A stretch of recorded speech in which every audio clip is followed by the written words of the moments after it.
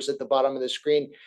In true fashion for a seminar to talk about technology, we were struggling with the technology to get online with you guys, but we really appreciate it. Thank you for joining us. We're very excited to have this SOPA event where we're going to talk about navigating newsroom innovations. We have a great panel for you today. We have Uma Patel, who's head of Google News Lab for Australia and New Zealand. Gaven Morris, who worked with the Australian Broadcasting Corporation and CNN for more than 20 years. Now he's managing director of Bastion Transform, which works with news organizations on strategy and technology. And last but not least, we have my esteemed colleague, Claudia Quinonez, who is Bloomberg's global head of news innovation lab and news automation at Bloomberg. We have a lot to get through today. We're very excited that you can join us. We are going to give you a chance to ask questions, but we want to talk about many of the technologies that are affecting newsrooms, journalists, journalism businesses too, everything from AI, where we are now seeing more and more AI-generated stories. I stumbled across a website that does fully automated AI videos with checkboxes to determine whether it's fake news or not fake news. We want to talk about paywalls and digital subscriptions, the rise and fall of social media. We want to talk about also TikTok, disinformation and fake information. So there's a lot on the agenda, and we will, again, solicit your ideas and your questions. Just for structure, we're going to go through, I'm going to turn it over to our panelists to give brief introductions about themselves. Then we're going to begin with a study that Google and Bastion did together on experiments in news media, and how those experiments worked in a number of different areas. They have invested a lot of time and money into figuring out some of the technology questions that all news organizations are addressing.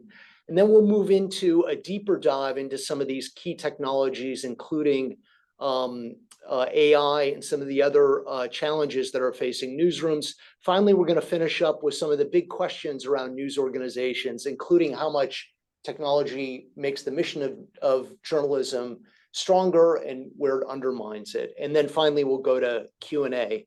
And with that, I want to turn it over to the panelists to talk, do their own introductions.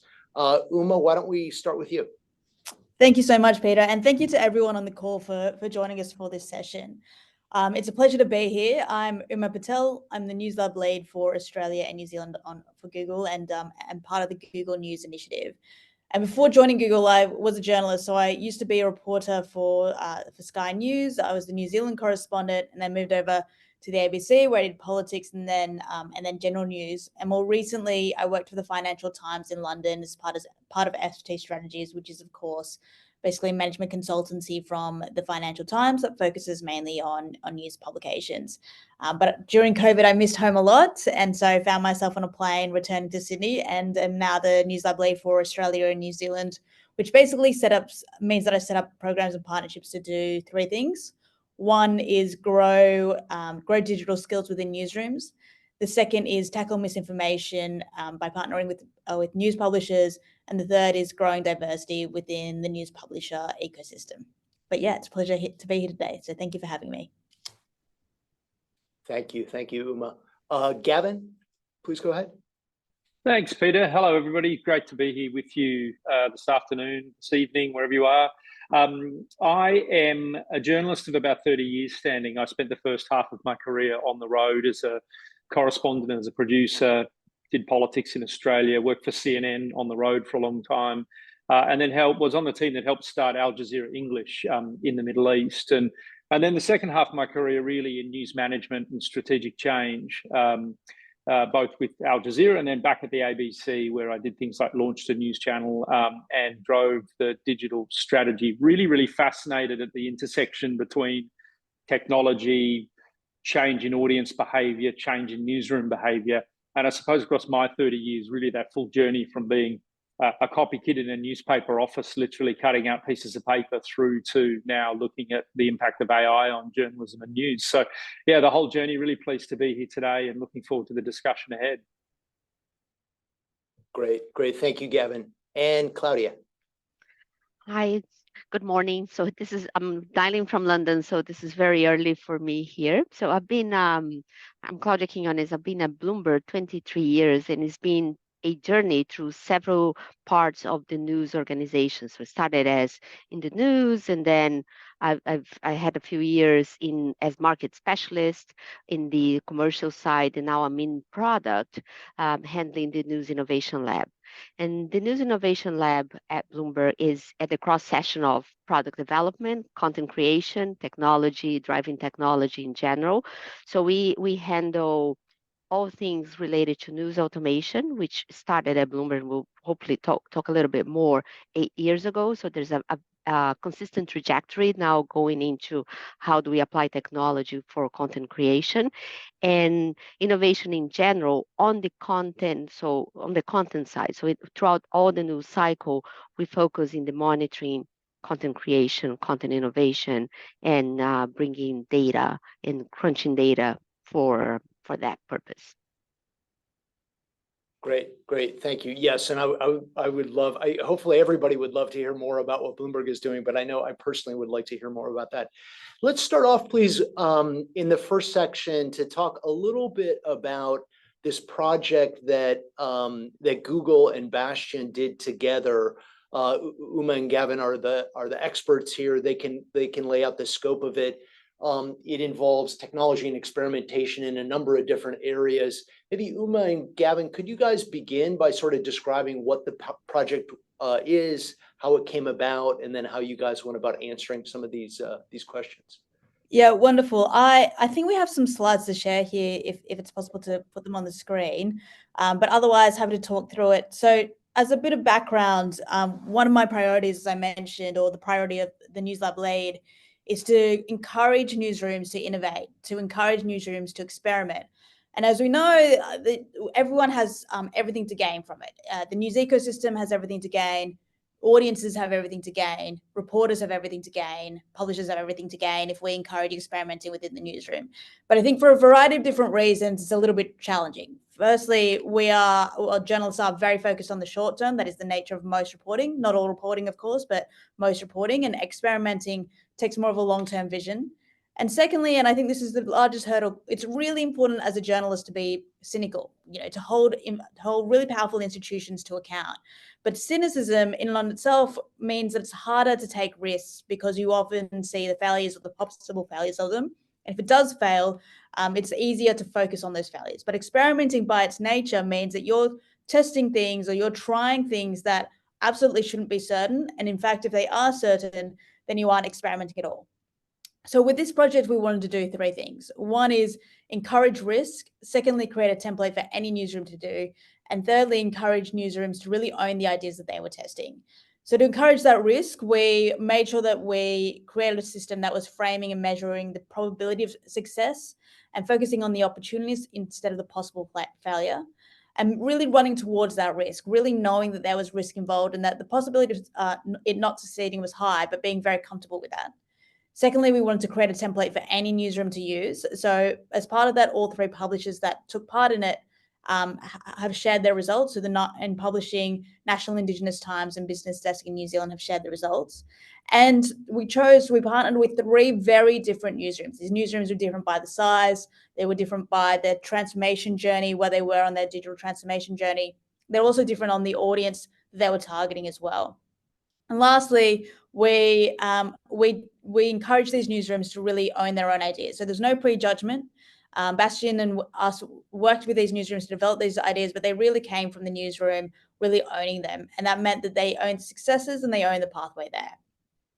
We also want to double down on what we think are some skills that journos already have that really lean into experimenting. So first of all, they thrive in vacuums of information. So every single day you're going to work as a reporter, as a journalist, as a producer, whatever role you might have, and you're not quite knowing what that day will end up in. And in fact, usually 9 times out of 10, you love it that way. The same thing is with experimenting. You're working within a vacuum of information. You're working with an environment where you don't know the answer. You don't know what tomorrow might look like, but you're really happy in that environment. Secondly, they're bulldogs at research. You know that you love to get to the bottom of a problem by researching it as thoroughly as possible. And lastly, and most importantly, I think journalists are constantly iterating. there's no one single way to get to a story that's fit for print. You're constantly, if it's a good story, you're constantly coming across different hurdles and trying to figure out your way around it. And also trying to figure out, well, how do these institutions work? And what's the best way to pivot? What's the best way to work around? What's the best way to figure out how to work against the barriers that they put up? It's the exact same thing with iterating. When you come across a hurdle, how do you iterate around it? How do you jump around that hurdle? So if we go to the next slide, there were 5 main things that I'll quickly pass on to Gaven because there's a couple of slides here that focus on the process, but there were 5 things that we wanted to keep in mind here. So one was prioritize, be really, really mindful of what these newsrooms were not doing as they were choosing to do things. Secondly, ambition, making sure that these newsrooms were thinking outside of the box, thinking much more about what if we were able to do this rather than obvious things that they should already be doing. Thirdly, be data informed. So be much more mindful about what success looks like, deciding. So at the end of each decision, there was a conscious decision as to whether they grew that experiment, whether they pivoted it, whether they killed it. And lastly, being unsure. As I mentioned earlier, if we were experimenting, then we shouldn't know everything. If we were in an area where we already knew the answer, then we just weren't experimenting. So I'll just hand on to Gaven, who there's a couple of slides here that talk a little bit more about the process. Yeah, so having been a newsroom leader and an editor in a newsroom, the big problem that we always had was that quite often people would say, well, newsrooms aren't for innovating. They like doing things the old-fashioned way. They're set in their way. And as you all know, working in newsrooms, it's not always true. It's a question mostly of, do we have the bandwidth? Have we got the capacity? And do we have a framework or some understanding of how to do experiments really well and being able to measure success, use the data effectively, reflect that back, and then communicate that to our team so that they can see that there is benefit to this for their own work. So what we did was came up with this kind of framework, which is, you know, to people that work in experiments all the time, it's not rocket science, but for many newsrooms, it was a simple way of just understanding how do you go through 5 easy steps of being able to experiment in a newsroom, knowing that, you know, there's an initiation phase, there's a planning phase, using the language of journalists, who, when, how, what, why, those sorts of terminology. Doing pilots. One of the things I found in trying to move the digital act at the ABC was, if you try to kind of reinvent the wheel, it's very difficult to get change in a newsroom. If what you're able to do is do small pilots one at a time, reflect back on the data and the findings, and then move on from there, the newsroom comes along with you a lot better. Looking at then how you measure, monitor, and adapt that. And really importantly, doing that in the language of journalists and newsrooms. Absolutely no point in speaking softwareese to journalists and doing agile methodologies and waterfalls if really what they need to know is, how does this affect my audience? How does this help my journalism? How does this have more impact? Those sorts of things really help. And then really kind of reflecting on that. You know, again, newsrooms are often not so great at looking back on something and reflecting before they move on to the next thing. So making sure that there was a sort of closure period of learned, loved, and next steps to really sort of work out how the experiment went. I think there's one more slide to go here just to wrap it up. Ideation workshops was really the way that we set the stall out, communicated it really effectively through to the newsroom. So through these sort of steps, you know, we set the scene. We absolutely, to Uma's point, got the newsrooms to set their own, build their own hypothesis. What was a problem or an opportunity that they saw that was critical to their business? Was critical to the way they get their journalism to audiences that they just hadn't really had time to explore it. So we made sure that they were hypotheses that they could own, and kind of really looking at, were they feasible enough? Could we measure them? Were they aligned with their business goals? And really, really importantly, were they brave enough? You know, were they taking enough risks? And one of the things I found in this, which I suppose isn't surprising on reflection, was it was quite tricky to get newsrooms to think big enough. So you'd say, look, let's pick something really bold here. Let's experiment with something that's so crazy that you can have some fun with it. And the newsroom would come up with something quite contained and quite small. And we were like, okay, how do we think bigger? How do we get, you know, more ambitious around this? So really interesting in getting newsrooms to step outside their comfort zone.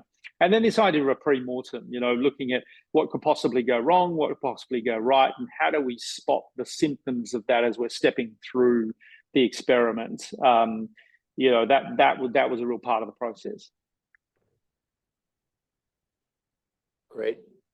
Okay, thank you. That's a great overview. And I wanna delve more deeply into a couple of these different experiments that you guys ran, because I think they're informative for many people. But perhaps we can just take a step back first and talk about why Google, I think, has a reputation in the news business, sometimes as a supporter, but sometimes as a challenge for traditional news organizations. Why would Google partner with Bastion to run experiments like this and support financially some of these experiments? Thank you, Peter. So Google has had a long relationship with the news industry. The GNI has existed, I think, for around 5 to 10 years now. I should know that age off the top of my head, and I apologize for not. And one of the things that NewsLab has done throughout the years has encouraged digital skills within Newsroom. So we have a number of different things in these areas. A lot of it is training based. So a lot of it is running sessions, an hour or so, where we'll train journalists in how to use skills to do a number of different things and engage audiences a whole bunch better. But fundamentally, we live in an information ecosystem, and Google's mission is to organize that world's information. So if there's quality information out there, if there is information that's reliable, then we as a cohort benefit. And if that information is online and as engaging as possible, again, we as a cohort benefit. So it's a long-standing relationship that we've had with the news industry, and one that we've definitely enjoyed. Got it. Okay. Thank you. And can we talk a little bit more? I understand with BusinessDesk in New Zealand, you guys tried an experiment with AI, and maybe that would be a good place to bring up these examples of experimenting. Gaven, you talked about how, as you run experiments with some of these technologies, you found that news organizations tended to be a little bit conservative. Based on our earlier conversations, it sounds like this was not one of those cases. This was a pretty out there experiment. Could you guys talk about how that came about and what you found? Yeah, so BusinessDesk in New Zealand is a really dynamic kind of digital first newsroom that wasn't that old and was independent up until a year or so ago, when it was acquired by NZME, one of the big publishers in New Zealand. And it had a theory that you can take something like releases to the stock exchange for a business publication and very much automate that using AI. So if you could get releases that were coming in from companies saying, look, here's our latest release to the stock exchange, and get AI to decipher those and to publish articles around them, it might free up some of their journalists' time to be able to do more productive and more in-depth things. So that was the premise that we sought to test. And working through a process, one of the things we really discovered in this was the intricacy of dealing with the prompts within the AI engine to be able to get to exactly what it was that would be useful to readers on BusinessDesk. So funnily enough, the generative AI engine was trying to add context, it was trying to add analysis, it was trying to add all sorts of other information that BusinessDesk didn't want it to do. So by iterating the prompts over time and really working out how to develop prompts that could get you to a very factual, very self-contained article that you could publish just as a pure release, it took more effort than I think we all imagined. And so it was a really great experiment in saying, all right, the limitations in this case of AI were not that it was getting it necessarily wrong, it was trying to do too much. And bringing it back to the task at hand was really one of the big learnings of the experiment. Mm-hmm. Great, Peter, just quickly, would it be helpful if we ran you through the different experiments just to give a top line example in case anyone wanted to ask any questions and delve deeper? Or I also don't want to interrupt your flow. So yeah. Let's do that. But I just want to double click on this for a moment and bring in Claudia. I know Claudia spends a lot of time thinking about many similar things, how we at Bloomberg work on automating stories and generating content automatically. Claudia, do you want to talk a little bit about where Bloomberg has been with that and where it's going? Sure. So we started 8 years ago, as I mentioned, doing the most simple set of automation. So automated headlines, press releases, trying to figure out how we could get more information in ready to go format. So that has been a combination of exploring the data sets that we have like at Bloomberg. So Bloomberg is a financial news data provider. So we have the benefit of having a lot of onboarded in-house data. And also trying to figure out which stories we could semi-automate to make it easier for reporters to do their day-to-day jobs as well. So it became a combination of that. As it evolved, we also started to develop both tools that are made it easy for reporters to have automation on demand, because sometimes all you need is to crunch a whole bunch of data to provide depth of understanding of or context to your story. And so it kind of went on evolving from fully and semi-automated stories, simple headlines, to more evolved, including the inclusion of AI for extraction using machine learning process. So there's a set of stories that use high precision machine learning to extract and produce a story as it comes in, and these intelligence tools that, as we go, allow our reporters to really be able to dig deep without spending much time in all of the data and how do you sift through that.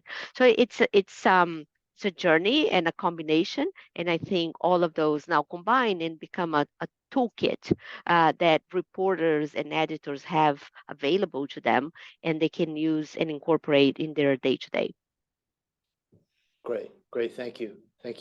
Uma, if I could come back to you now, I'd love to hear about the other experiments, and I'm sure you're going to hit on these, but the hard paywall that you guys worked on with 9 Publishing is one of them. And I want to leave plenty of time to talk about monetizing YouTube, which I think is a subject near and dear to your heart and my heart. Yeah, wonderful. And thank you to Soba that just put a link to the report in the chat there if anyone wants to download great. it and take a little bit of a deep dive. So thank you for that. There's a few that we did. So I'm sure Gaven will have extra things to add and be able to fill in where I've forgotten. But with 9 Publishing, as you mentioned, I think there's 2 that they ran. One is particularly interesting, as you mentioned, the hard paywall, for a variety of different reasons. But what I think was really interesting here was it kind of brought back to the original mission of the experiment framework. So they lent into what the newsroom is really good at, and that is really understanding what is worth paying for and what is not worth paying for. There's been a number of different ways to look at how dynamic paywalls work. So some of them look at how many times you click on a paywall and your propensity to subscribe. This led into what the newsroom knew about where value was ascribable and where it was not ascribable. And so what they did was create a system for deciding whether something they thought was worth paying for, and therefore they put it behind the hard paywall, or whether they thought something was more likely to be a teaser for other people to gain loyalty over time. And then they put that behind the metered paywall. And so what they created was a system that allowed for the editors, allowed for the newsroom to decide what was valuable and align that. And as a result, they managed to increase their conversion rate. So if you compare how many new subscribers they got for that period compared to the year before, by 4-fold. So an incredible result there. As you also mentioned, they also worked with YouTube. So they created a YouTube strategy from scratch, which helps, before this they had a video strategy, but they didn't really lean into YouTube. And that video strategy just wasn't monetizing to the level that they would have liked. So instead, what they thought they'd do was lean into a model that already was set and ready to go, had an advertising inventory as well that was also set and ready to go. And they created thumbnails. They made sure that they had a publishing timeline. They did simple things, but they did it really well and they executed it really well. And again, they were able to increase the amount of revenue that they created by 500%. So again, incredible result there. BusinessDesk, you've already mentioned. National Indigenous Times also wanted to reach an audience outside of their own Indigenous population within Australia and see if there were stories that could resonate internally within Australia as well. And again, some incredible results. So they increased their readership beyond Australia, so in the Pacific and New Zealand by 179%, and also increased their international story readership by 22%. So a number of different, really interesting and different experiments, but all of them have one thing in common, and that is that they really understood the value of the newsroom because it was newsroom led. And as a result, they were able to show that that had value for the business as a whole and readers as a whole. I'm sure Gaven will have a couple of interesting little tidbits to add that I'm sure that I've forgotten. Well, I think the overall kind of observation we made at the end of it was the fact that we'd sort of smashed all of the targets that we'd set by some significant distance was a sign that we weren't brave enough in getting the newsrooms to be really bold in some of their targets. So as we'd said in the methodology, we set targets and they were quite ambitious, but we went way above them in almost each of the experiments. And in the end, that was a real moment when we look back at the end of it, all of the newsrooms said, wow, you know, firstly, I wish we'd been braver. I wish we had been a bit more courageous in being able to take these experiments further. But secondly, next time we do experiments, we've learned from this exercise and we will try a little harder to, you know, to break the egg, if you like, and to go a little bit harder and a little bit stronger. So that was what really the newsrooms came away with after this, was experiments can be bold and big, particularly when you've got nothing to lose. Could you elaborate a bit more on Nine Publishing? First of all, please tell the audience a little bit about what kind of publisher it is. And then what was the world like before the hard paywall that you guys were working on? You mentioned that now there is judgment. They have the opportunity to put the high value stories behind the paywall and help drive digital subscriptions. Were they 100% dependent on online advertising before that? Or what did it look like before and how did they get to the new place? So Nine Publishing's the kind of, you know, probably most prestigious and longest running newspaper publisher in Australia. They publish the Sydney Morning Herald and The Age in the two big cities in Australia. They publish the Financial Review, which is the biggest business publication.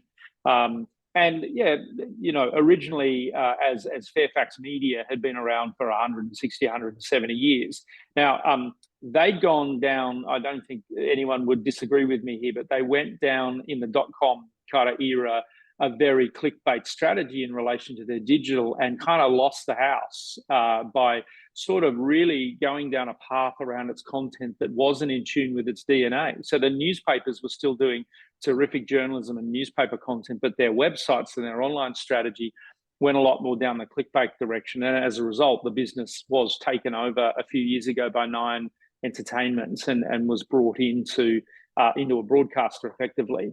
So that was the journey that they'd been on. And they had a paywall on the Sydney Morning Herald and The Age, but it was a pretty porous one. And they were in this dilemma. Do you go much harder on the paywall and lose the scale of your audience? Obviously, because by putting everything behind a paywall, you lose the scale that advertisers are attracted to in terms of the throughput of traffic. Or do you go for an all-in subscription model and give up on the advertising, give up on free access and all the rest of it? So they've been operating with a foot in both camps. And this experiment was really about saying, well, would the value of the highest quality journalism they produce be a real subscription driver if they were much more rigorous around putting a paywall around it? That was really the nature of the experiment. And what they've shown is that the quality of their best content is so good, people are very much willing to pay for it. And that should and will be a bigger part of their commercial strategy going forward. Got it. Okay. Thank you. I feel like we could talk about this quite a bit longer, but I want to move on to part two and go into a bit of a deeper dive into some of these key subjects, because I do want to explore them even beyond of the efforts that you guys have gone into. Claudia, could we start with you? Could you talk about the News Innovation Lab at Bloomberg and what your priorities are, and also what the roadmap is for technologies ahead that you're thinking about now? So the News Innovation Lab is this interesting combination. I think, first of all, talking about the DNA of journalism and innovation, it's built with former senior editors turned technologists. So they went from the newsroom being individuals with large experience and exposure to what it is to cover the news and do all the processes, and then we incorporate technology to them. So it comes up with a very interesting spark, if you will, which is the full understanding of the news judgment intuition, and then how do you use that and apply that to technology to really drive what the innovation can be. So it's just like the first step is creating that innovation DNA that really intrinsically understand all the problems that we have to solve. Then the second part is just like, how do we then go through all of these day-to-day challenges that reporters have and figure out, do we have a technology that can apply to solve this narrow problem? And if the answer is yes, and we are able to figure out an application in a workflow piece that makes life easier, then we have an easy adoption, because people obviously want to find something that makes their jobs, their day-to-day jobs easier. And then the other part is just how do we keep abreast of new technologies that come up? So nowadays, especially in all things AI, is a very rapid evolving field. So so often there's something new coming up. A new angle of a technology to fully understand. So it's just keeping up with everything that is happening in this flourishing area and constantly bringing back to, can it solve a problem that we have? Can it give us an opportunity to scale, to do more? Sometimes we have things that are kind of waiting in the shelf for a good technology to show up, and then we are able to use and combine. So at the end, the lab is that. So generate this technology and innovation DNA into our newsroom, fully understand problems that we have day in and day out, fully understand to the best of our capacity all the technologies that come up, and then how we can apply to this. So in terms of a roadmap and potential, I think from where we sit, seems like there's so much to do and so much to be done, because I think we're still in a very early stages of incorporating that technology, and technology itself is a very rapid evolving field.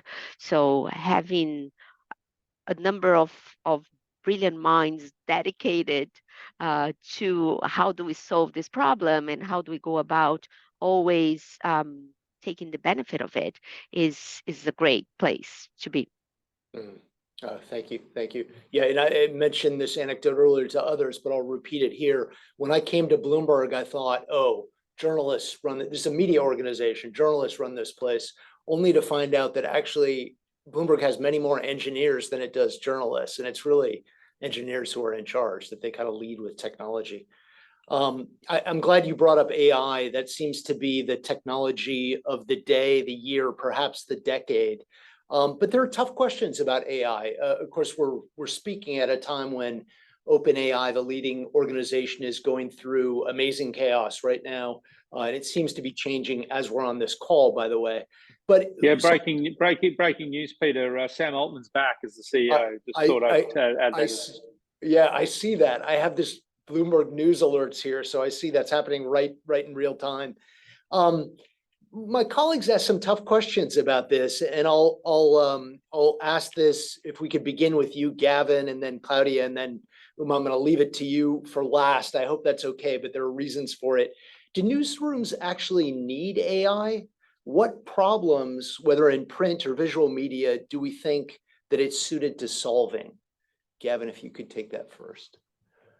I think the way that I like to think about AI is it's just a terrific tool that employed alongside all of those other great tools and technologies and advances that we've had at our disposal in recent times, creates a much better opportunity to do our jobs well and to serve the interests of the audience really well. Now, that assumes that it's all done in the right way. It's done responsibly. It's done with good editorial and ethical controls around it, and that it's used in all of these ways. A bit like when television came along and the internet came along and all these other great big developments came. We're in that point where you've got the catastrophizers the people that think this is going to ruin everything for all of us forever, and the people that kind of totally overhype and hyperventilate about the opportunity of generative AI and all the rest of it. I just think that if we look at this as a tool to be brought alongside all of the other really great, now it's a big tool and it's an incredible tool and it will do amazing things.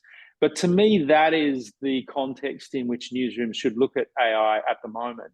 And if we go in eyes wide open and we go in optimistically thinking, how do we use this well? How do we make sure that the DNA of our journalism, the heart of what we do, is still much more important than the tools by which we do it with? Then I think it's a really positive thing for newsrooms. Thank you. Thank you. Claudia, do you want to take on that question? Yes. So I think it's a terrific tool, and I agree with Gaven. It's a tool, not a strategy. So the main thing is just how do we understand the problem, and is it the best technology to solve? So throughout everything that we do, so sometimes you can solve problems with traditional automation that you don't even need to bring in all the more expensive AI type of technology. Having said that, so if the problem that you have, you can transform into a prediction problem, then but most likely you can use AI to solve. So I'll give an example. If in the filings and press releases that you have, if we can predict what is the likely driver of information and the most important thing in that file, and if we can extract that, that becomes a very good use of AI to sort that type of information at scale. In large language models, from our experimentations, it looks like if we can transform the problem into a linguistic task, then it can be reasonably contained in terms of giving us an interesting tool. But this is kind of really, really early stages, so we don't fully know and experimented with it yet. But it seems that always being able to understand the technology and understand the problem and how they match is a good combination.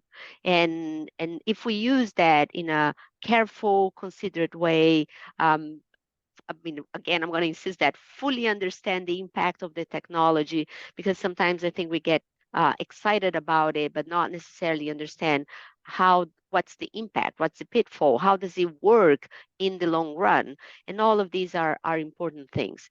And then technology, not only AI, but a lot of other technologies become a very important ally of the mission of a newsroom, and I think we should definitely embrace that. Great. And Thank that you. means my turn. And of course, sorry to leave you for last, but of course, Google sits at a very different place than many of the news organizations. You guys are investing very heavily in AI. You're certainly one of the leading players within the field. So I understand that at your organization, it sits a little bit differently than it does for many of us. Yeah, indeed. So I mean, I think the way that I think about this is in two different parts: what's happening at the moment and what might happen in the future.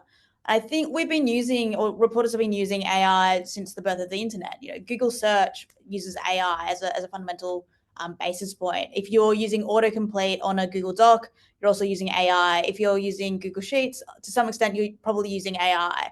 It's inbuilt to so many products that we use. If you're transcribing a document automatically using whatever product you're using AI. If you're translating anything, you're using AI. The way that I think about it, and what I think has worked really well to think about it, is the most fundamental, the most useful thing, I think, when you're a reporter, is finding information that isn't already in the public sphere. So that might be information that's covered up, and that's usually the most useful story. Or it might be information that someone just hasn't really discovered. It's been out there in the public domain, but it hasn't really been discovered.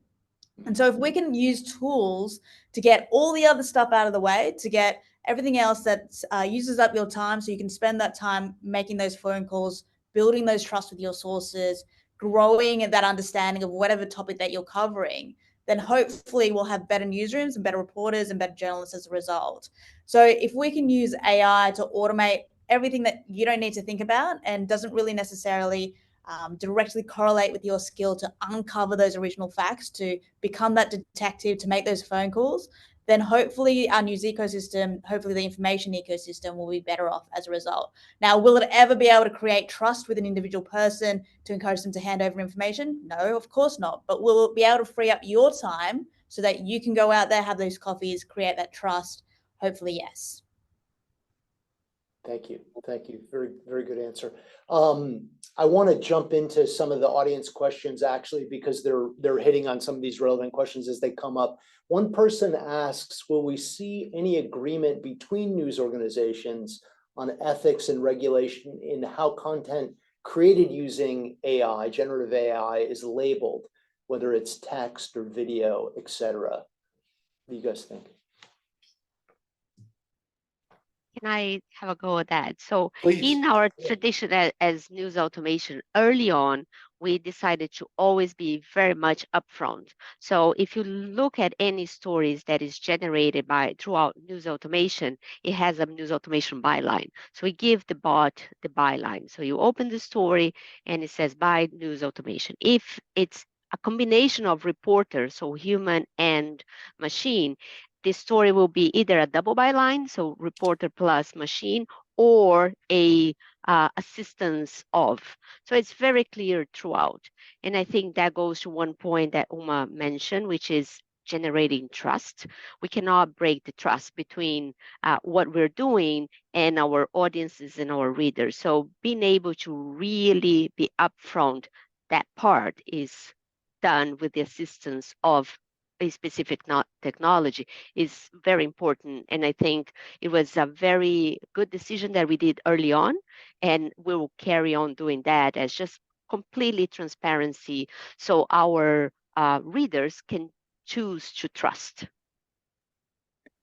Yes. Peter, I've got a thought on this, and it's for all of wanting to label it artificial intelligence, what I don't think we will ever be able to label it is artificial intellectual property. And so where a newsroom, a journalist, a content creator is genuinely kind of got intellectual property sitting at the heart of the work that they've done, then I do think that there are going to have to be rules and boundaries very clearly defined in relation to kind of how that works. I mean, artificial intelligence, eventually, to Uma's point, is around us and fundamental to so many of the things that are already there. It's kind of like, I heard someone describe it a bit like electricity. It's essential for everybody, really, in the end, and will become more and more so. Now, electricity is one of the most regulated businesses and industries, kind of, anywhere. And so I do think that what you are going to have to see are really clear rules, really clear boundaries around the intellectual property part of content and the creation of journalism that AI companies and those using AI are going to have to intersect with and be very thoughtful about. Thank you. Thank you. That's very useful.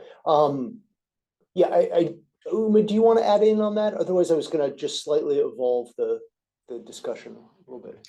No, I think as with anything, the way that I think about it as most useful is fundamentally understanding what you're using, but also experimenting with it. And I think it probably goes back to what I was originally, or what was the original theme of the report, is that we're probably, no newsroom is going to get it 100% correct, but making sure you learn those lessons and learn those lessons clearly, and also sharing it with the news community as soon as you do learn those lessons, I think will be the key to really understanding what is the best way, what is the best practice to making sure that you maintain that audience trust and also make the most of the tools that are available.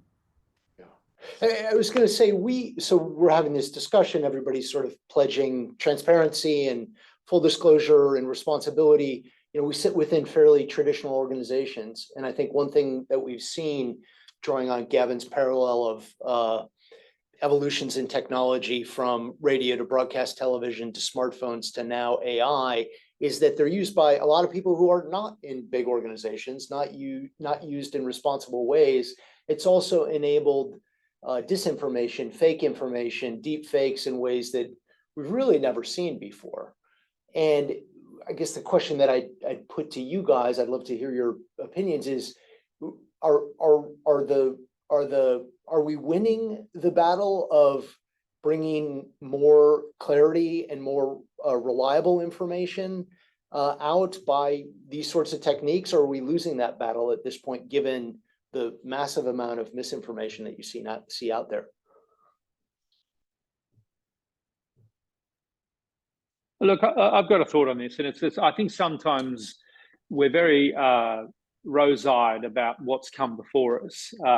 And, you know, we used to have misinformation in previous eras of, you know, of the media and of the relationship between the media and the public. It's called propaganda, and it was usually sponsored by governments and very powerful. And so in each evolution of the way technology and the media intersects with audiences, there are these sorts of problems and issues to deal with. The fact that we most parts of the world now have so much more access to information is both an incredible opportunity, because you can go and find the source of truth in ways that perhaps you once couldn't when governments controlled the channels by which you got information and the sources of that information.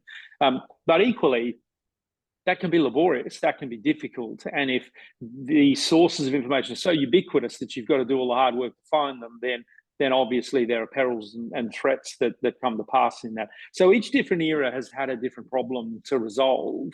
I tell you what, I'd rather be in solving the problem of having too much good information, if only you could find it, than being in an era when the only information you could get access to was controlled by the state. Thank you. Thank you. Claudia, Uma, would you like to? So I actually happen to be in Jakarta at the moment. I'm working with a partner here called Check Factor. And Check Factor is an Indonesian group of publishers and news organizations that have set up fact checks and also educate the public and train journalists in how to tackle misinformation, knowing that there is, of course, a massive election coming in Indonesia in February of next year. And I think a couple of observations for it.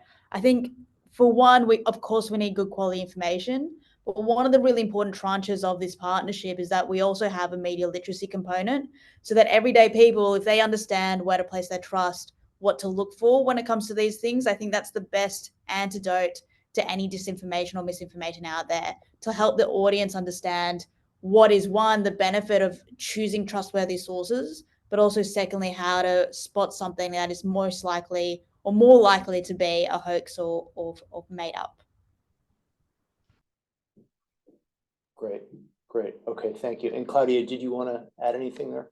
Yeah, I just wanted to quickly add, we don't work directly trying to tackle the problem, but it's a huge problem and it needs to be fully understood and addressed.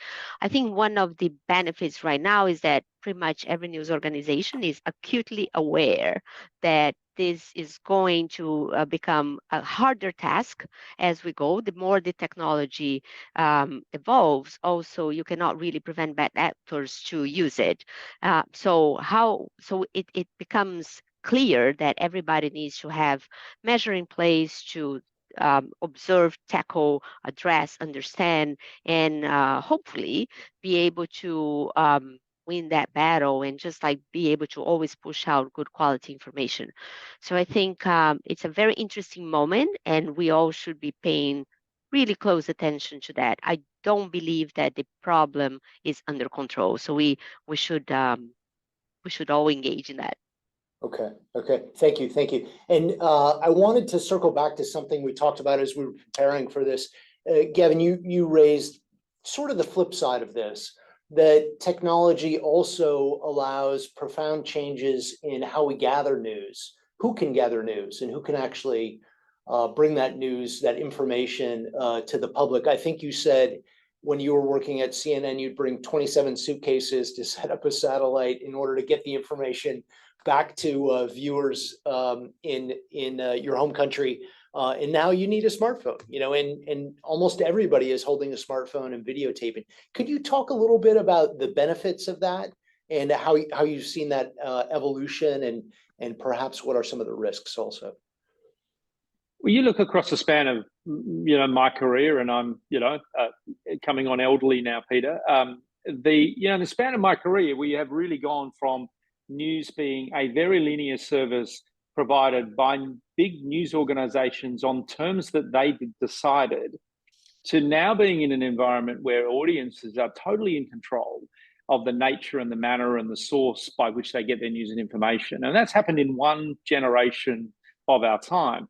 We had this period in the early 2000s when I was a journalist on the road, where between 2002 and 2007, everything around the gathering of news, the dissemination of news, even public communication changed within 5 years. You know, camera phones arrived, Facebook and YouTube and Twitter arrived, social media arrived in a big sense. Things like GoPros and portable cameras arrived. You know, and all of this happened in 5 years, and then along came one of these and put all of it in one device. So between 2002 and 2007, never in human history have we seen such a fundamental change in the way we communicate or get our information.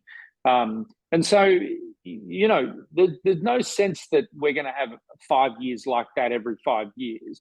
But fundamentally, things are going to keep continuing to change. And certainly the source of gathering news and the way we can get information and find it and bring it to people's attention is so democratized now, is so in the hands of the public. And we all know that if something important happened in the center of a city right now, television cameras are not going to be the source of our information on that. It will be people with phones that are capturing and posting it instantly.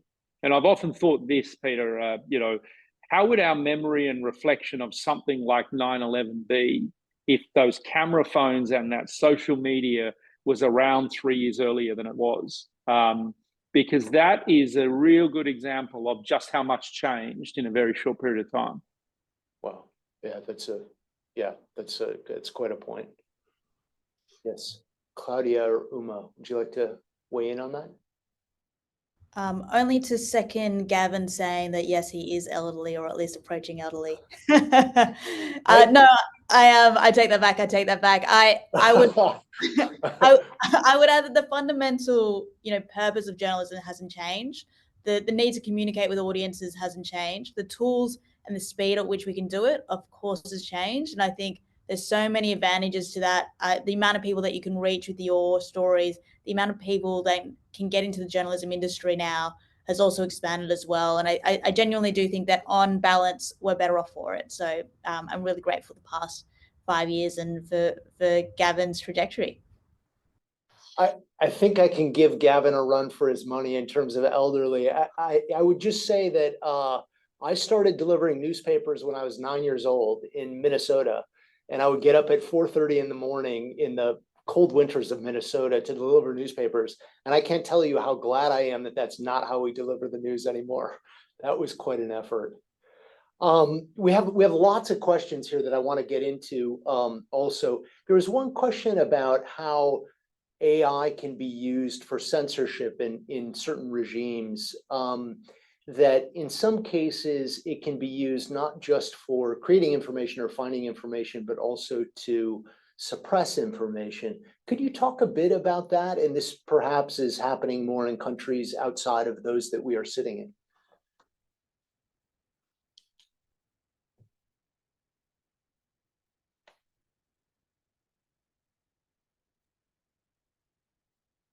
I was going to ask sort of Claudia, your view on this, because I think you're probably better connected to this. I'm happy to chime in, but I'm really interested in your view on this, Claudia, just to both in terms of the innovation that Bloomberg does, but because I know it's on both sides, right? It's not only on the dissemination of information, but on the sort of gathering and filtering of it.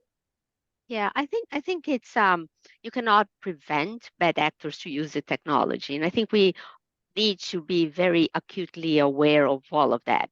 So we cannot take the romantic view that technology will only be used for the good and great, which we all wish for, obviously.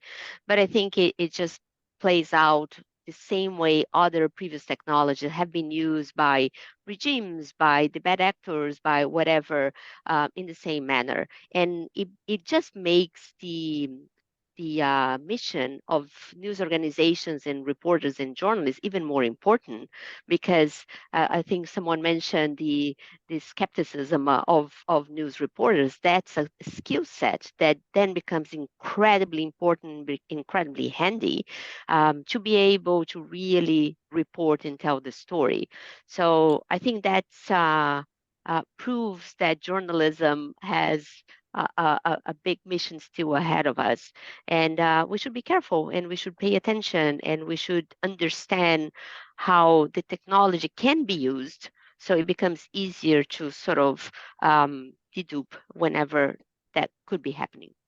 And Peter, my thoughts on this are very much influenced by my old friend and colleague from CNN, Maria Ressa, who obviously went, through the incredible period of what the amazing things she's done in the Philippines, battling all the way big social media platforms who were able to spread misinformation, disinformation, untruths, and propaganda.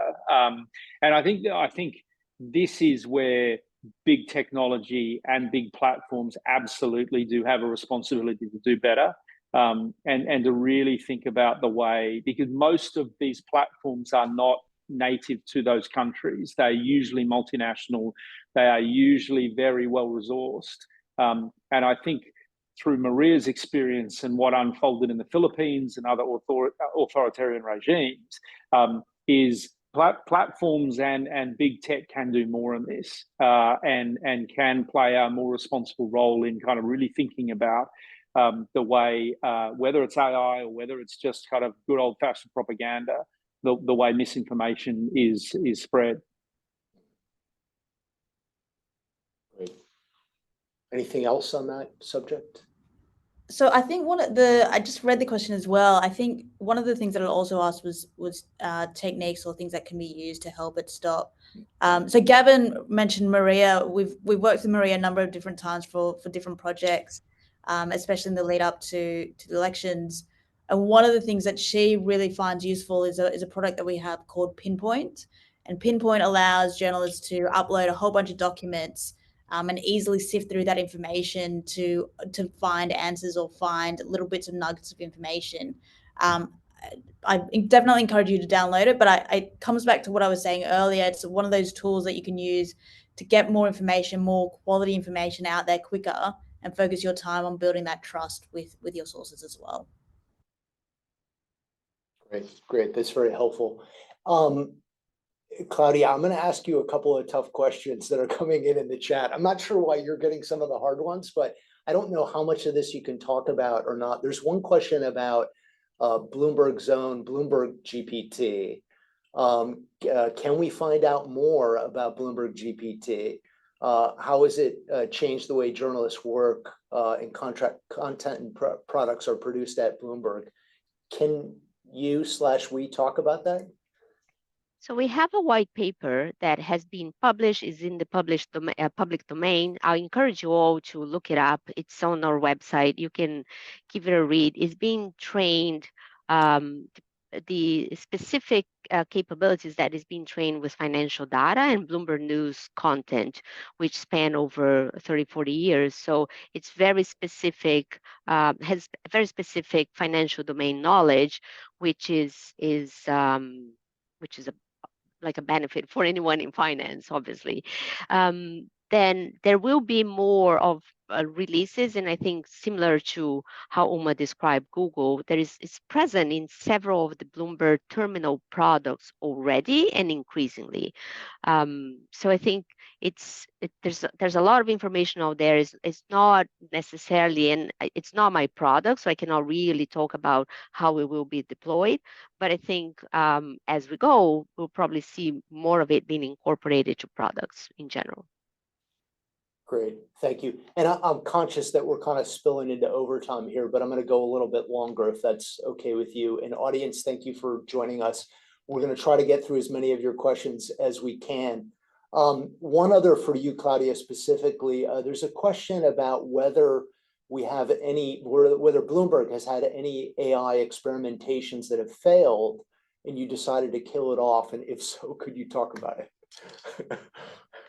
So I think the nature of experimentation, as Uma mentioned, is that you have to be open to maybe it works and maybe it doesn't work.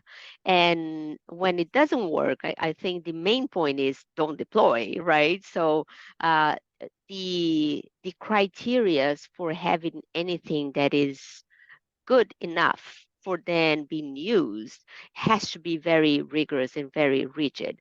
But having said that, I think the nature of a news innovation lab is that you have good ideas. Sometimes you think it's brilliant and then it doesn't pan out. Sometimes something which is very tiny, you barely give it enough attention, and then becomes the driver of a lot of love from our users. So you have to go at innovation with a really strong open mind and observe it without any passion. So does it work? Does it test? But really test increasingly and quite a lot until you say, well, now we think this is good, and be very specific about that. But as an innovation lab, there's plenty of ideas that we then said, oh, it was a good try, but will not see the light of the day. Okay, thank you. Thank you. I want to go over a couple of the other questions that are specifically about smaller news organizations. There are a couple in here, and I think the expertise of this panel in particular would be able to help. One question is about, I'm asking for a small size news media, how could they incorporate AI into news automation under low budget and staff shortages? Do you have to hire engineers and technologists to be able to accomplish those things? And I'll throw that open to anybody who wants to answer. I think I might start. So, again, it depends on how you're defining AI. There's a number of different products available that individual journalists could use on a daily level. So one of the ones that I mentioned was Pinpoint. That uses AI. It's not generative, so it uses AI to help you get to the source of different things. It also helps you understand patterns within the information that you have that is unstructured. So you can upload videos, you can upload voice recordings, you can upload sheet documents, you can upload PDFs, pictures. It'll help you search within those and find patterns. There's a variety, like I mentioned, there's a variety of different things out there that'll help you speed up your everyday processes. So definitely, absolutely, small newsrooms can use AI on a daily level to do what they're already doing, but better. Yeah, one of the things that BusinessDesk in New Zealand did, obviously, to Claudia's point before, big organizations like Bloomberg that are well resourced around these things have been doing some of these things for a long time. And BusinessDesk hadn't had the opportunity to do that. It's an impressive newsroom, but it's a very small newsroom and not particularly well resourced. And so it really kind of did this on a very low level. There were no real product innovations. They didn't build anything. They didn't kind of create anything new. It really was taking the tools that exist, the generative AI tools that are out there in the broader marketplace, and just finding that little bit of time to play with them and to iterate and to try it out and to learn things from it. I actually think that's one of the really good things about some of the AI experiences that are publicly available at the moment. They are very easy to use. They don't require other product support, and they do, depending on how you're using them and what you put into them, they do produce pretty kind of useful results. And so I would encourage any small newsroom and even independent journalists to just carve out a bit of your week every week to be playing around with these tools, because you'll pick up really handy ways of using them very, very quickly. Great. Thank you. Thank you. Just want to quickly add to that, that is the curiosity mind. The same curiosity to find information that reporters have as part of their DNA.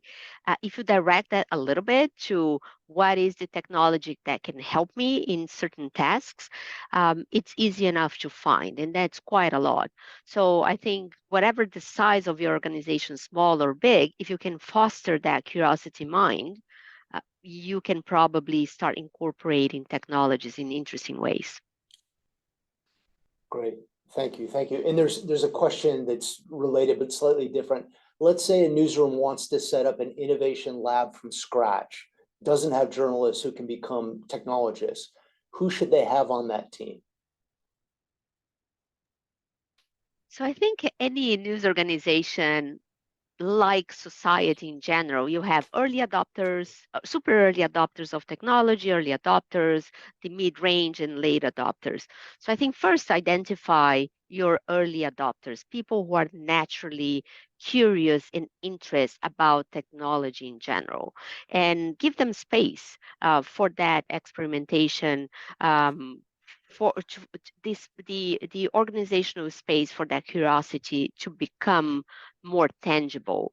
And I think also, if you tie it to very specific, let's try to solve one problem. Let's say, well, this problem affects all of us. Can we try to have an innovative way to go at it? And so you have the beginnings or the seed of a lab. And then naturally, once you have a success, you will foster others to become part of that. So you can start small. It doesn't need to be a gigantic investment. So again, foster curiosity, find the problem, direct that curiosity into technologies and solutions. There's, as Uma mentioned, there's plenty of technologies out there that you can use and incorporate, and just try to solve your problems and be very practical about it.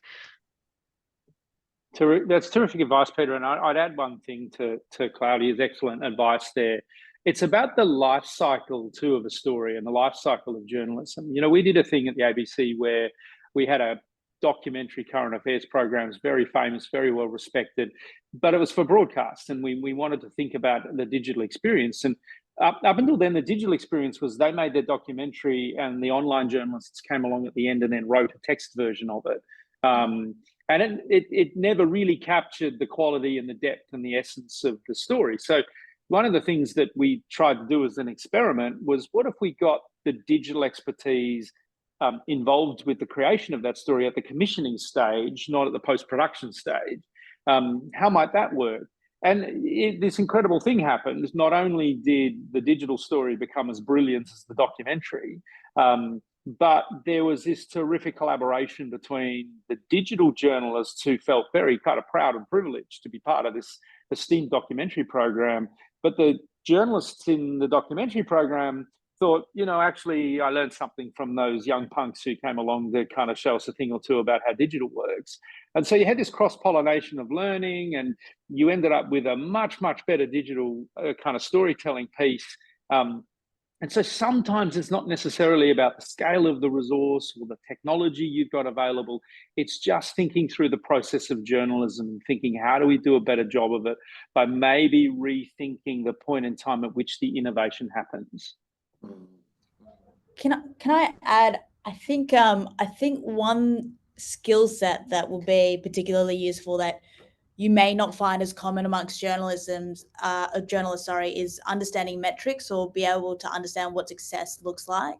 I think to be able to experiment, you have to set your boundaries, you have to set your goals to understand what are you aiming for, what are you measuring, how are you looking for whether it's successful or not, what are the risks, how are you making sure, or how are you measuring whether you can overcome those risks or whether that risk is too high. And unless you have someone who understands that, it's harder to not just be going full throttle at something but not being fully open-eyed about it. So if I were to suggest one skill set to have in your newsroom team that is dedicated to innovation, it probably is, and something that wouldn't already be there, it probably is someone that understands measurement.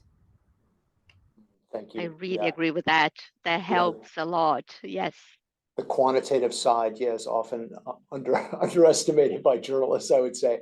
Okay, I'm going to try to bring this to a close, but I want to do a couple of things first. We have not talked about many technologies, including virtual reality, augmented reality, podcast, newsletters. We barely touched on video, I would say, in this. But there's one audience question that it'd be great to get your input on, because I think it's quite important about newsletters in particular, and this is for Gaven and Uma. Have you come across experimental strategies for maintaining strong newsletter registrants despite putting exclusive content behind a paywall? Is there a way to kind of use newsletters to kind of foster that audience, even if you're trying to get these people to register? So I might go first, and then Gaven can feel free to jump in. So I, in my past life at FT Strategies, I worked with some different news publishers that were trying to do exactly that, balance who they tried to monetize or balance who they tried to get through the registration wall, but also wanting to reach as many people as possible. And I've seen some interesting strategies, or read some interesting strategies since, and a lot of it focuses on that toggle button. So I think it comes down to fundamentally understanding the market as a whole. So are you at a phase in the market where you want to grow your conversion rates as much as possible? Or are you at a phase in the market where you think you haven't penetrated it nearly enough and you want to get as many people understanding your product as possible? And then when you define those two things, you probably can start to define, okay, of the people that we're getting through the door, what is the target that we want to convert? Or do we focus more on growing that target through the door, or that amount of people through the door? But I think I think there's definitely models that you can build to figure out how you apply that meter to that registration wall, depending on the number of converts you've had previously or the number of people that you're reaching. But I think fundamentally, the number one question you should be starting with is how much of the market have you penetrated, and is it enough, or are there people that you're leaving who are loyal subscribers or potential subscribers that just aren't paying yet? That's a very good answer. So the answer is not one size fits all. It's actually going to change over time as you decide how you've penetrated the market. Okay, that's a great answer. Any other? A quick anecdote from BusinessDesk, because what the second experiment that we did with BusinessDesk that we haven't talked a lot about was a newsletter experiment. It really was this hunch they had that the dairy industry, milk and cows and that industry. Obviously, is massive in New Zealand, right? So, so their hunch was, could they create a global dairy newsletter, knowing that the expertise they have in New Zealand around the dairy industry, was interesting to a small but global cross section of people. So that was their idea, and so I think what that got to the point of is if you've got content that might be quite specialized but can scale across borders into different markets and all the rest of it, there's quite a good business strategy around a newsletter for that. Now, in the end, what happened was all sorts of floods and disasters and pestilence happened in New Zealand at the time, and so they didn't make as much progress with that as they would have liked to.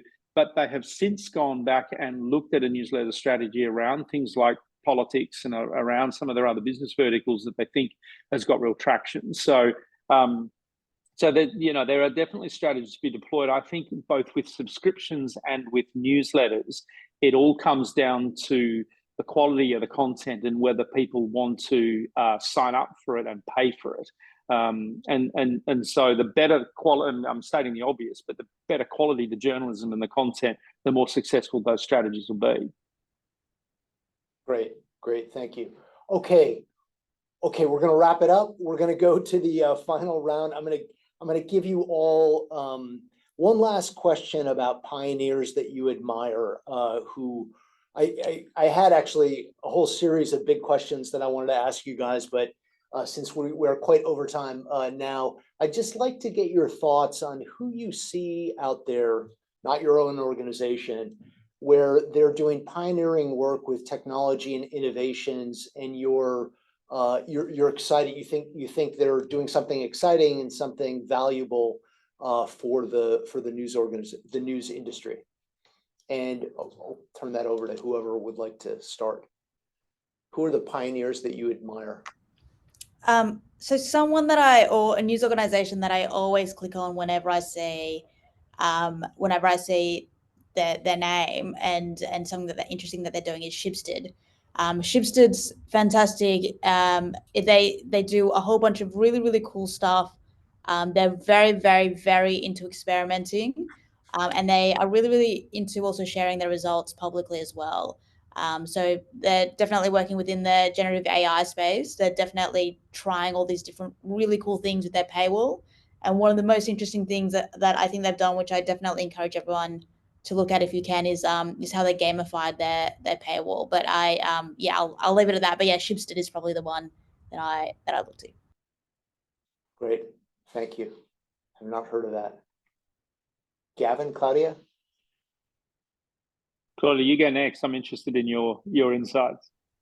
So I'm normally paying attention to all the research papers. So it's a little bit more like not exactly the final applications and things that are out there, but I think one really interesting way of seeing what's coming next and the evolution is pay close attention to the research community, the research industry, and the papers that are coming next. I think they give us really good awareness of how to prepare for all of it. And there's a flourishing and fabulous community publishing quite a lot, and I recommend those. Thank you. I'll So do a light I wanna reading for the audience. Right.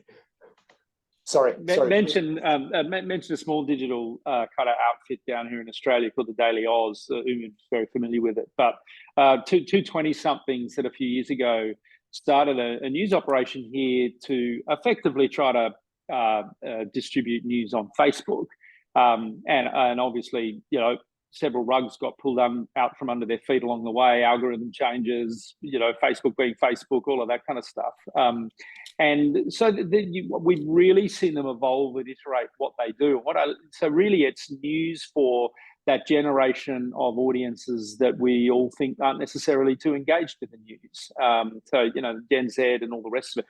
What I really love about what they do is not only the iteration and the innovation that they put into sort of continually reinventing what they're doing, but they're very focused on making sure that the quality of the storytelling and the content is no different to the most esteemed news organizations that target older generations. So it's got to be trusted, it's got to be factual, it's got to be, you know, they may cover issues that are quite popular culture and are in the zeitgeist for Gen Z, but they're not about clickbait, and they're not about kind of, you know, chasing kind of cheap traffic for the sake of chasing cheap traffic. So I really admire what they've done as a couple of 20-year-olds with 20-somethings with a great vision for why journalism still matters, and a desire to reach an audience that otherwise, you know, might stray off into misinformation on social media.